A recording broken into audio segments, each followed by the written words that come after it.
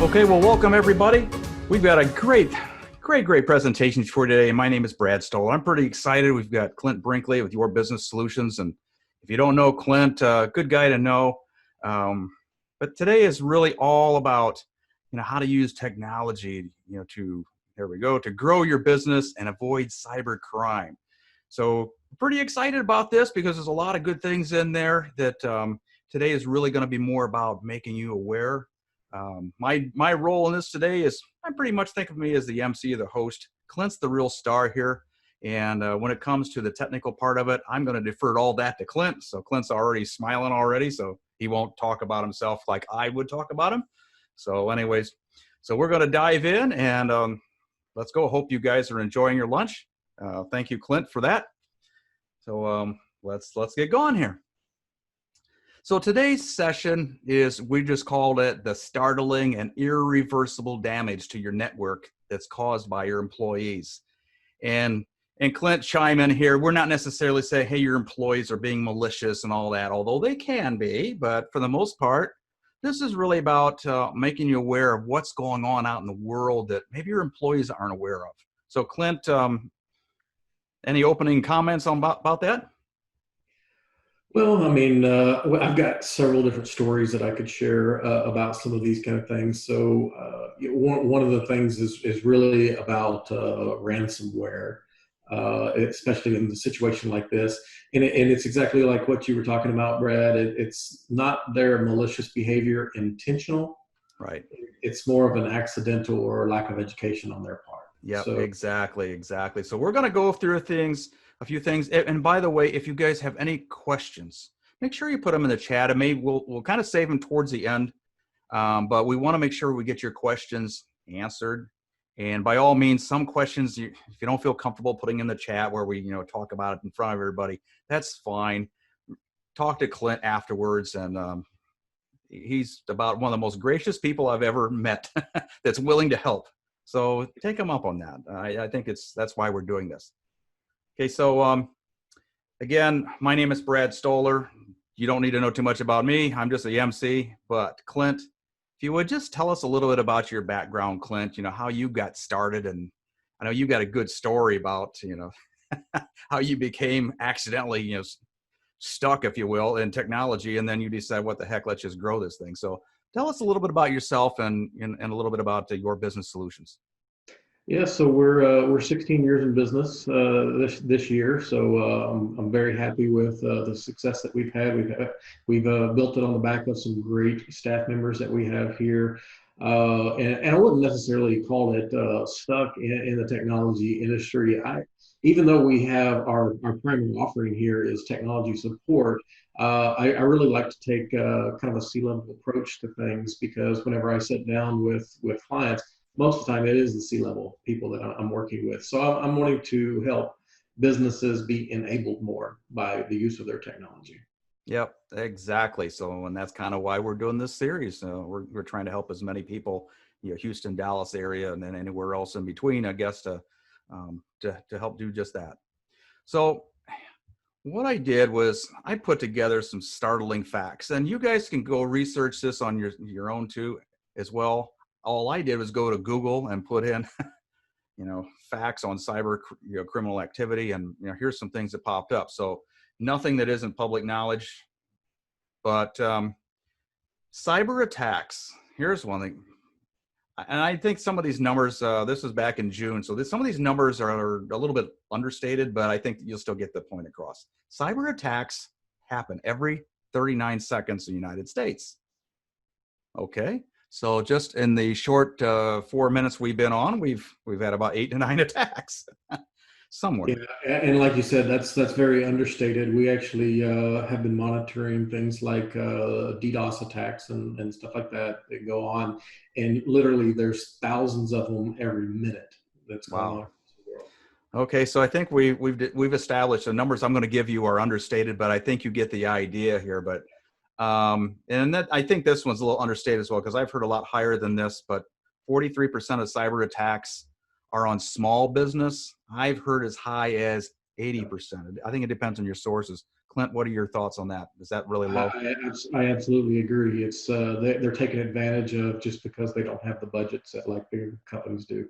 And think about it from a salesperson's point of view. A salesperson is going to go after low hanging fruit. Low hanging fruit is something easy to do. Attackers like this, they're going to go after a low hanging fruit. People who don't have the budgets to go after and put things in place for their protection.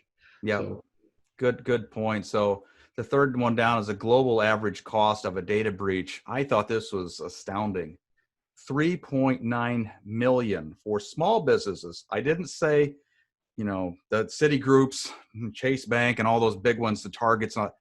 This is small business, 3.9 million. So, and Clint, what are your thoughts? That's a lot of money. So how did they get to that 3.9 million? I can't imagine any small business having to come out of pocket and that kind of change there. It could be devastating, and we've seen it be devastating to companies. You don't want to have to put your business at risk that you've built for so many years.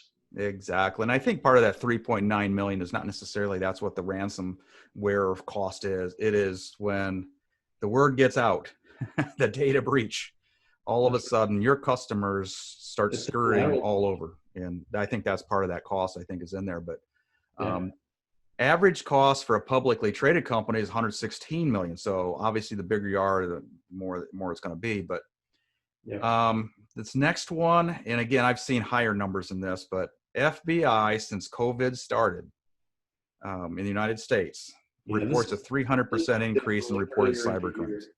This is definitely earlier in the year. I've seen it as much as 500 and 600% in some of my reports. Yeah, I've seen a little higher as well. So here's a nice little fact here that I wasn't aware of, but I've kind of heard this. But 93% of healthcare organizations have had a data breach in the past 3 years.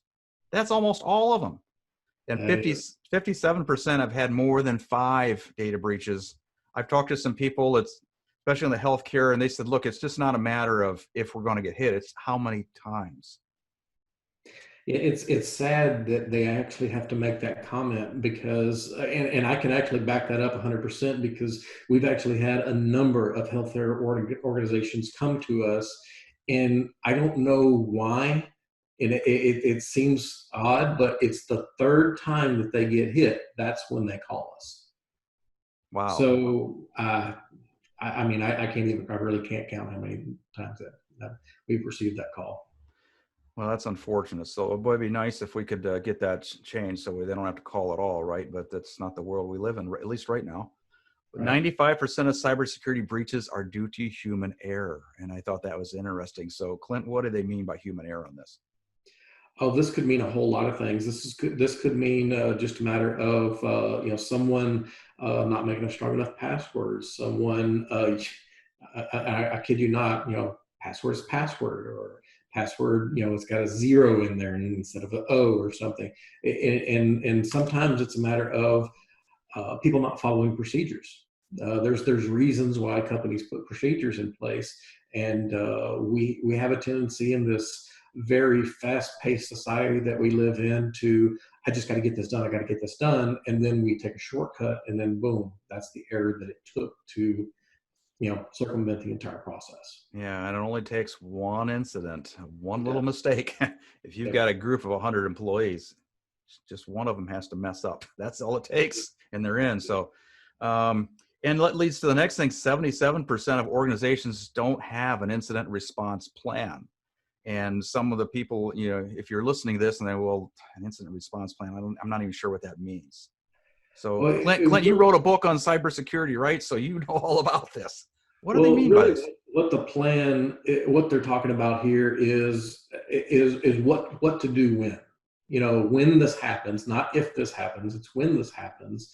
What do you do? Who do you report it to? How do you report it to somebody? What steps are taken after it's reported? These are just a few of the questions that's got to be in that plan. And really one of the things that it really boils down to, and the reason why this number seems high, but it probably should be a little bit higher, executives, the higher ups in companies are not properly incentivizing their teams to bring it to their attention in a timely manner.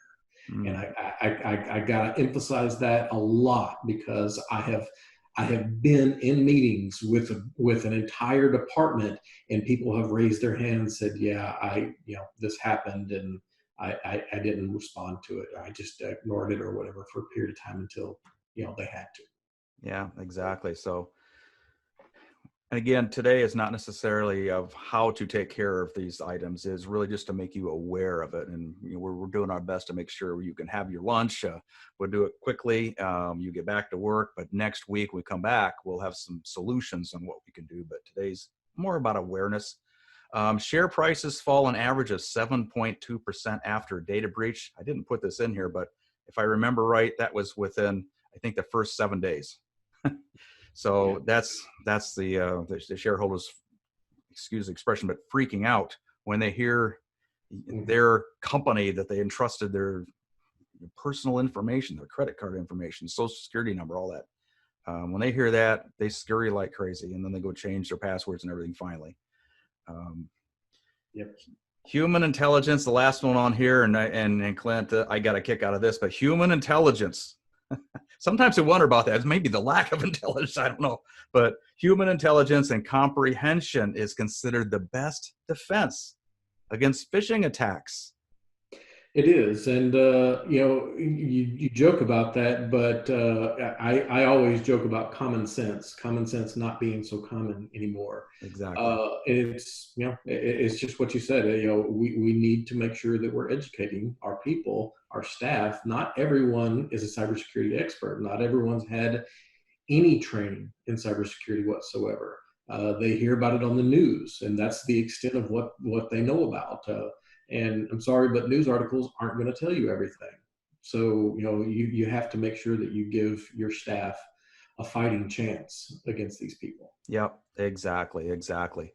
So I'll put this little graphic up, and it just talks about some of the possible consequences of data breaches. And, not that we want to grind this in the ground or anything, but, we talked about the financial losses a little bit, ruined business reputation, Mhm. regulatory fines. Clint, can you touch a little bit? What does that exactly entail? Well, basically, what it boils down to is, depending on the type of company that you are, if you're publicly traded, not publicly traded, or any type of compliance governance that you have to report things to, if you're found not in compliance and you have some sort of breach, now you're looking at some serious penalties. I know for a fact, like private equity companies, they have to answer to the SEC. Right. They have to have certain compliance in place. Some compliances are mandatory, some of them are guidelines. I actually sat down with a number of them before, and they said, I asked them a question, and this is really important here, because we were just talking about human intelligence and training, and I said, well, what did they make you do? Tell you was mandatory. They said, well, we need to have some sort of training. I said, well, tell me about the training. They said, well, it was like a 1 hour class. I'm like, okay, how often? No, it was just 1 hour.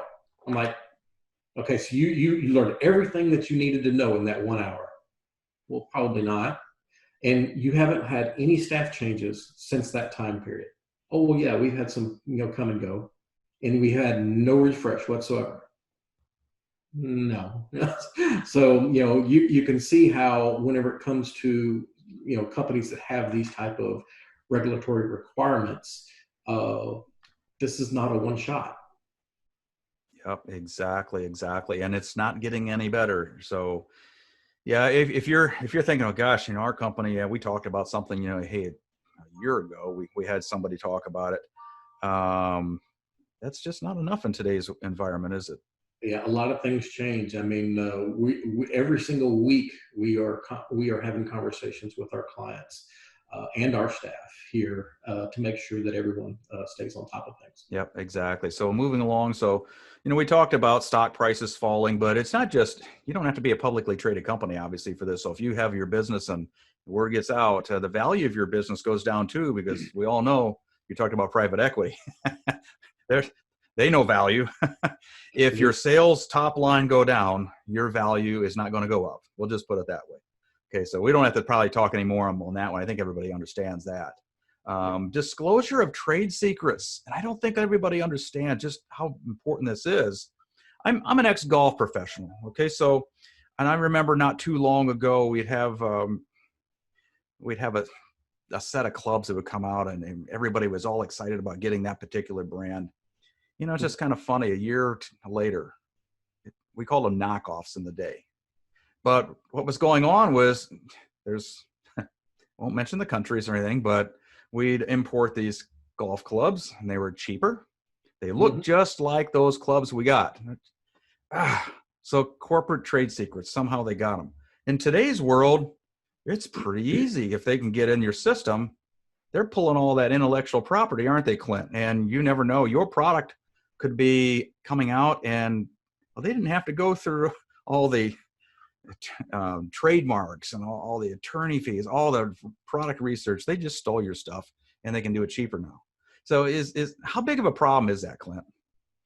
Oh, it's a multi-billion-dollar problem, Brad. It really is, and it could be you can be taken advantage of in so many different ways. Your network could get compromised, and then most likely has been compromised in one way or another, to be able to give people access to files that you didn't even intend on anyone ever getting access to.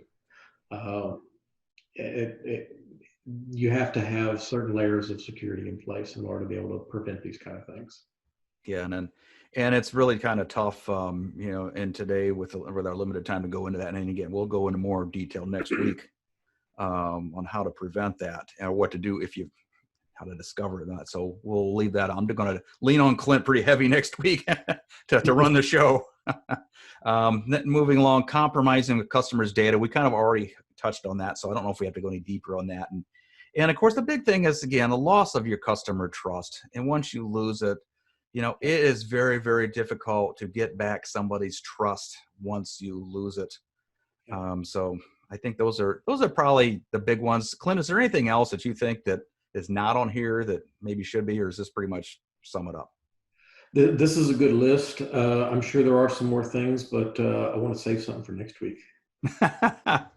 So that's the way you're going to be. Okay. All right. We'll come back next week and we'll see what he's on his mind here. So moving along. So ways hackers trick employees.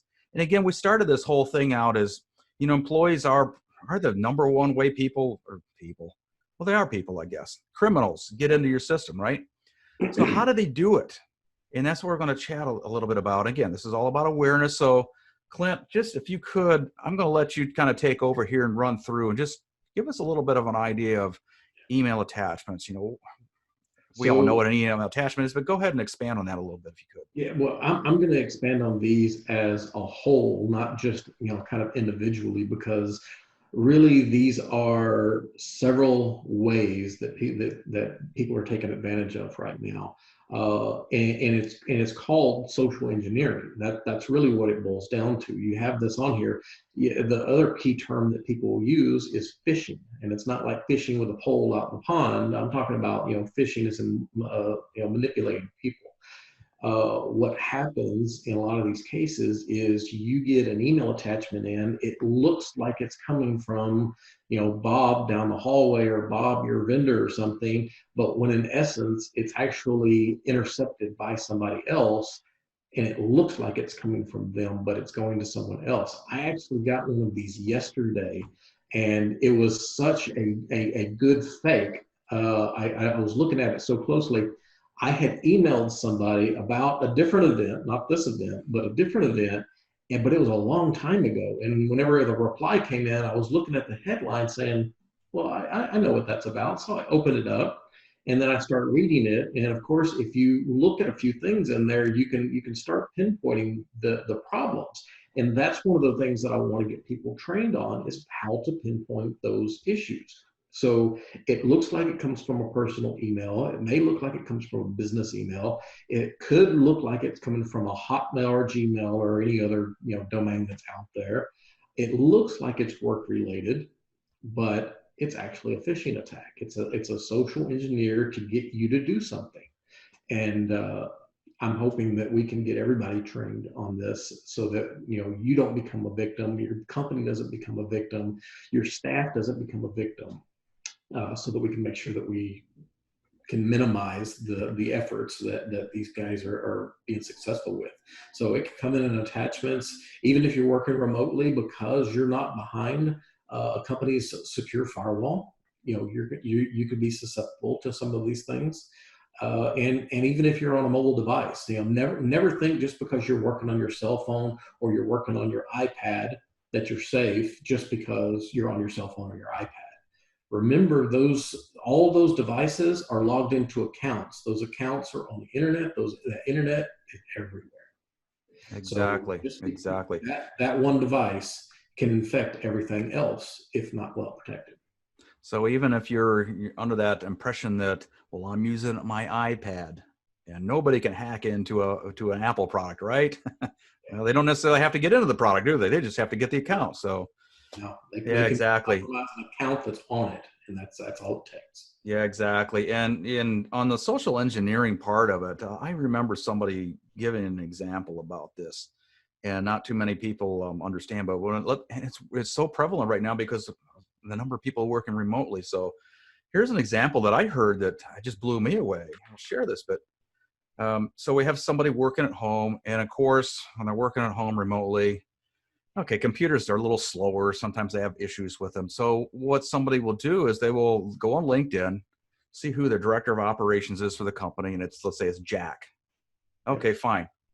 They go in, they contact this person working remotely, who they also got their number from their website, and say, hey, this is Bob. Hey, Jack asked me to reach out to everybody who's working remotely and just check, see how your systems are working. You know, everything gone, is it working quick enough for you? And of course, that's a loaded question because it never works quick enough for you. So they say, no, my gosh, I'm glad you called. I've been having some problems. And here they are, hook, line, and sinker. Next thing they know is, hey, you know, if you don't mind here, if you just your username and password real quick, I'll log in and see if we can get that taken care of. Okay, great. And as soon as they do, they're gone. You know what just happened.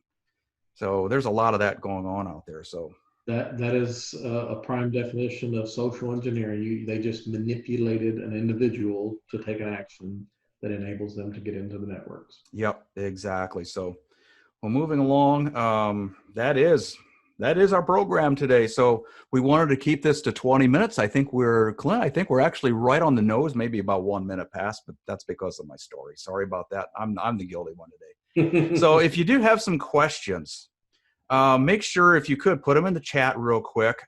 And also if you have some questions you don't feel comfortable with that, then just make sure you reach out to Clint. Here's phone number here. Send him an email. I've got his contact information on here as well. And but anyways, we really appreciate having you guys with us today. The next week is going to be a big one, and that's Clint. You want to tell us a little bit of what's some of the things you're going to give to us, or you want to hold a total secret? I'll just leave it like this. I'm going to give you a peek behind the curtain.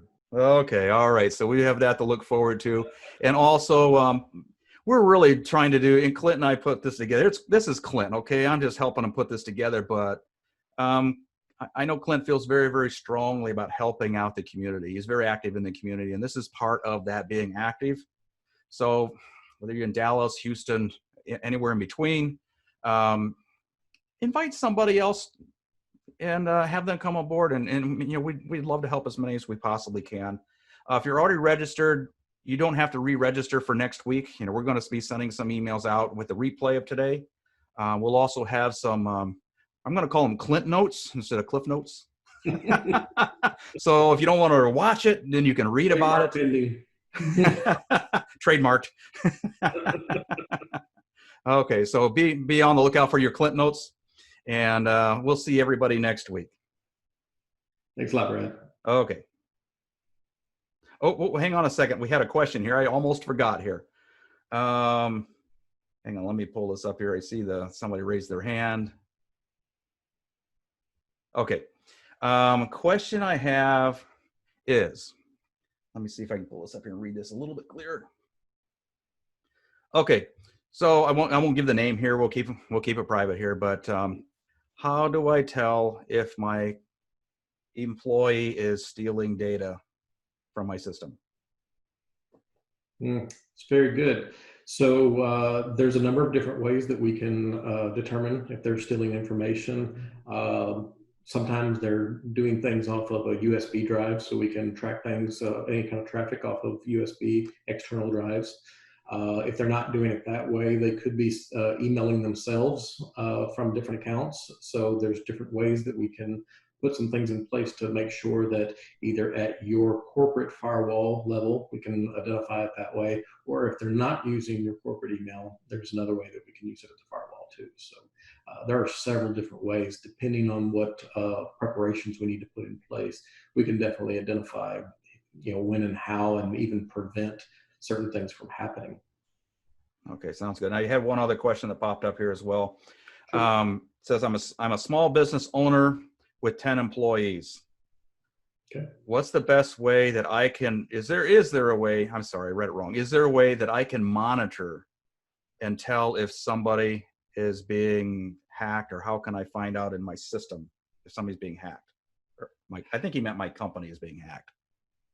I might be getting into a little bit more next week, but could be. Yeah. So there are some systems that we can put into place, kind of like what we were talking about before, but this is a little bit different slant on there. There are some processes and some programs that can be put on the network, at the firewall level and or at the server level, that we can actually monitor those kind of things, any kind of abnormal activity. That's how we kind of label that kind of stuff. So if someone's installing programs they're not supposed to, transferring files that they're not supposed to, trying to manipulate the system in some sort of abnormal way, all of these things can be triggered so that we can proactively, keep these things from happening. Okay, great. That's all the questions I have. Clint, any closing remarks before we go? Be cautiously optimistic, but always suspicious of anything that's in your emails. So if you have any suspicion whatsoever that it could be some sort of phishing attempt, don't click it. Just call somebody, call your IT people, call us. We can take a look at it real fast and let you know one way or the other. But yeah, definitely just wait. Just give it just a moment, let it sink in, look at it carefully, so that you don't become that next victim. We don't want you to be a statistic, not at least on that side of it. Okay, sounds good. I have just one last thing to add, because if you notice, Clint, and again, Clint doesn't like to talk about himself, so I have to do it for him here, okay? He doesn't like to brag, but if you look in the upper right-hand corner there of your screen, you'll see he has a book. You are the #1 target. So Clint wrote this book just on cybersecurity. And so Clint, if you can talk and get me off the screen, and they can see you and that, so I'll be quiet for a second. Sure. So last year we released my second book. I'm actually working on another book right now. The second book was a bestseller, and we released it on Amazon. We sold so many different copies of it. All about cybersecurity. We want to make sure that we keep the community safe, and all the proceeds of that went to St. Jude. That's awesome. So, and Clint, I believe if you have people can get a free copy of that book, if I remember right. So absolutely. Yeah, well, we'll send a link so you can, if you guys want to do that as well. So anyways, this is Brad Stoller with Clint Brinkley. We'll see you next week. Thanks, guys.